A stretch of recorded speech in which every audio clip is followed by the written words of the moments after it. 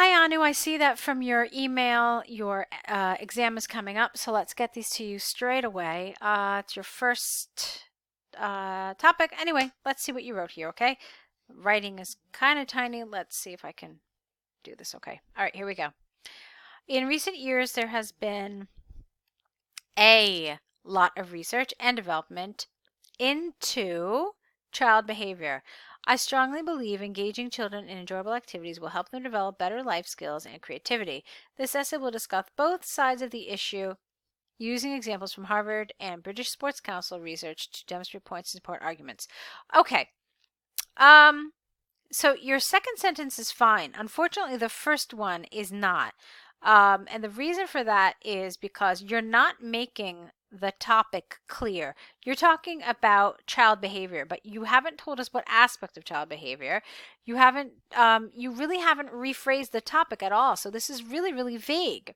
Now, here in this sentence, where you say that you're going to discuss both sides of the issue, the reader has no idea what issue you're talking about. You always have to keep in mind, or you have to kind of operate on the assumption that the person you're reading your essay does not have this. All right, you shouldn't take it for granted that the person reading this has this in front of him or her. I mean, he does, but you shouldn't just assume that. You have to write your essay in a way where you are rephrasing all of this, and so it can stand on its own without the prompt. All right, let's move on. Firstly, playing gaming consoles like Xbox and Nintendo gaming. Why did you say consoles twice? So, playing on gaming consoles like Xbox and Nintendo can help develop a child's spatial skills. Okay, lowercase p, lowercase c, and don't forget your apostrophe before the s. According to one of the latest Harvard according to recent Harvard research, children who are exposed to gaming consoles during their early years will develop better hand-eye coordination and improve concentration while multitasking. Therefore, children, not kids because kids is too informal, have a positive impact from playing these games. Okay, I would have liked a little more development here. I think there's more you could have said. You said they develop better hand-eye coordination. It just felt a little short. I mean, if you look at it, take a look even how many sentences you have. You have one, you have two, and you have three. I think you should have supported this a little more. Or maybe you could have talked about an additional activity that can help them develop some skills as well. Or you could have just developed this one a little further. By saying how these games help establish this. In fact, when you present a main idea like this, like Xbox and Nintendo, it's important to ask yourself at the end of the sentence, how or why? And that's what your next sentence should answer. It should answer one of those two questions, either how or why. And then you could have gone into this lovely piece about the Harvard research. All right, let's move on. Secondly, sports activities also develop essential skills. Competition and team sports can help young people develop social skills. Playing these outdoor sports can improve physical ability and cognitive abilities. No, you can use some nice cohesion here. So, look, can improve physical and cognitive abilities of a child as well. And that's a form of cohesion, okay? A recent study by the British Sports Council states that children who engage in physical activity or outdoor sports at least once a week are healthier and have better physical ability than children who are only involved in academic activities. Thus, there is better physical health and less obesity-related problems in children who are active. Okay, I pretty much feel well, you did develop this a little more than you did the other one, but there's still more you could have said. Let's look at your conclusion and then I'll tell you what's missing. So to conclude from the examples and arguments given, I firmly believe children should indulge in enjoyable activities in their free time, as they are mostly reading and studying at school. This will benefit them in later life as it develops essential skills and creativity. Okay, so check out what happened here. I want you to read the prompt again. Okay, and I want to make sure that you understand what they're asking you. Okay, so you go through the first paragraph, you go through the second paragraph, you go through the third paragraph. And my question to you is this: where did you mention reading? Did you mention it anywhere, ever? No, you didn't. The only time you mentioned reading was in the last sentence of your conclusion, basically. Okay, in your last paragraph, and that is absolutely not enough. You needed to carry this idea of reading and this comparison between these enjoyable activities and reading throughout the essay, as it is the basic issue being debated here. Okay, so this is a huge omission on your part, that you didn't talk about reading anywhere, not in your introduction and not in your body paragraphs as well. Now, the other huge omission here is here with creativity.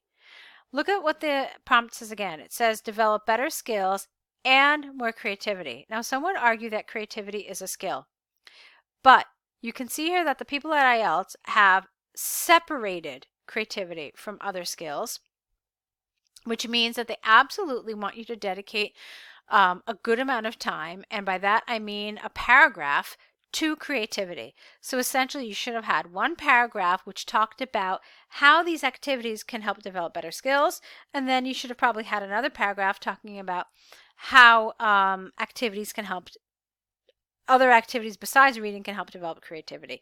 But you didn't mention creativity at all, and so that's really going to cost you in terms of task achievement. Okay, so there are two problems here in terms of task achievement, as well as the fact that I thought you should have said a little more. You should have gone into a little further development of your ideas. Okay, but there are some nice elements here. You've been using the template well. Okay, the template is a great way to provide structure and to make sure that your essays is structured and cohesive, but you too have to provide a little more.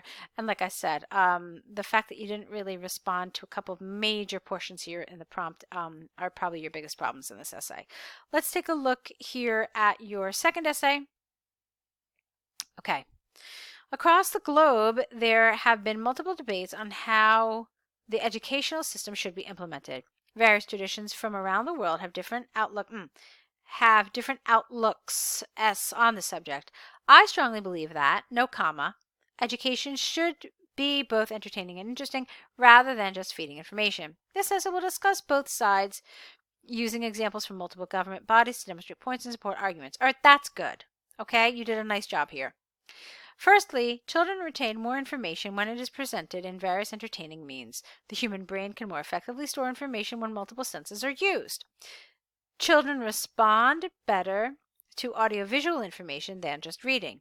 A recent study by the government of the United States of America, capital U, capital S, found that young children retain more information when it is delivered in with entertaining methods such as movies, etc. Therefore, entertaining children during information download will help better educate them. So now what you had in this paragraph is some nice ideas. Unfortunately, they're not well linked together. I think you could have linked them more smoothly, all right? So they feel like just disjointed sentences, and you missed a lot of opportunities to use some nice cohesive elements here. For example, here you could have used a "this is because," and that would have been really nice. So look at how that would sound. Firstly, children retain more information when it is presented in various entertaining means. This is because the human brain can more effectively store information when multiple senses are used. Now, another thing you could have done is could store this information. And when you use this information, it's linking back to this. Okay, so that's two different examples of cohesion, creating stronger links between your sentences.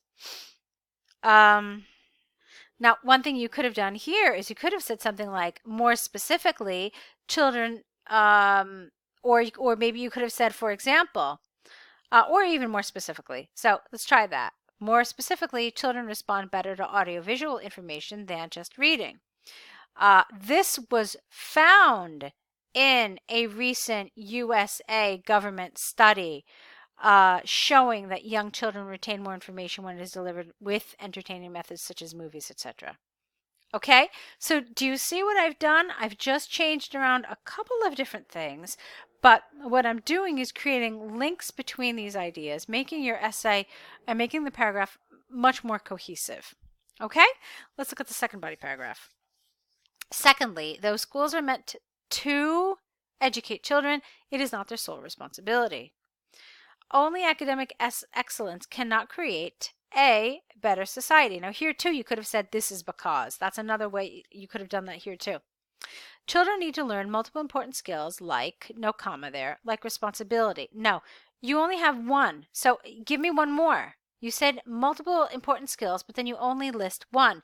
Give me a couple more, okay? Like responsibility, social awareness, manners, I don't know. I mean, you could say a whole bunch of things. A study conducted by the government of Finland in the 1970s, get rid of that apostrophe, found that children learn faster when they are not pressured. So, most schools in Finland work, get rid of that S, differently compared to the rest of the world.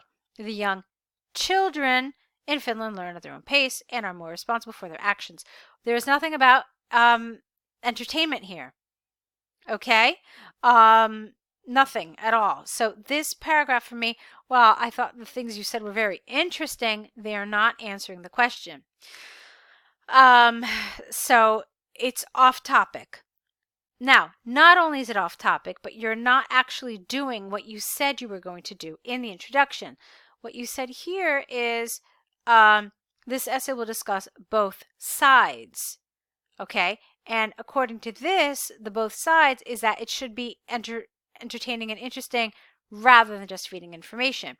So since you talked about the entertaining and interesting in this paragraph, the reader assumes that you're going to talk about education that just feeds us information here in this paragraph, but you didn't do that. So I kind of felt like you had an idea about how you were going to structure this essay in the beginning, but then somewhere while you were writing, you said, you know what? I'm going to write something else. Okay, so this, what's happening here is two things basically. Number one, you've got a paragraph that is not on topic, okay, because you're not talking about entertaining education at all. All right, and second of all, you don't have a cohesive essay because there is not a logical progression of your ideas. It does not form a cohesive essay. When here you tell us you're going to talk about one thing, and then your body paragraphs talk about something totally different, okay? So you really got to be careful about those issues there. Let's take a look at your conclusion. So, to conclude, educational establishments should find more ways of educating children in entertaining and different methods rather than concentrating on solely passing information. The Finnish education system has proven that there are better ways to educate our next generation. I don't think I would have put this thing about Finland in this conclusion. I think you could have just said various educational systems show that there are better ways to do this rather than focusing on Finland, because your essay was not about Finland. Okay, and I think we've already established that the paragraph that dealt with the schools in Finland was probably not your strongest. Okay, so the good news is that a lot of your grammar and your vocabulary are lovely, and so that's a wonderful starting point. Since there's a good level of accuracy, you're already at a good starting point. Okay, but what I want us to do together in the days that remain before your exam is to work on these other issues of task achievement and coherence and cohesion to make sure that you're getting the score that you need. Okay.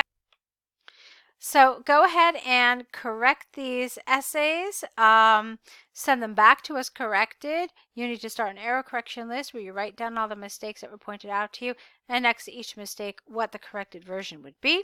And then of course send us another set of essays. Try to do this as soon as you can, maybe even tomorrow if possible, so that you can take advantage of all the time you have left before your exam. Good luck, and I'll be waiting to see more essays for you.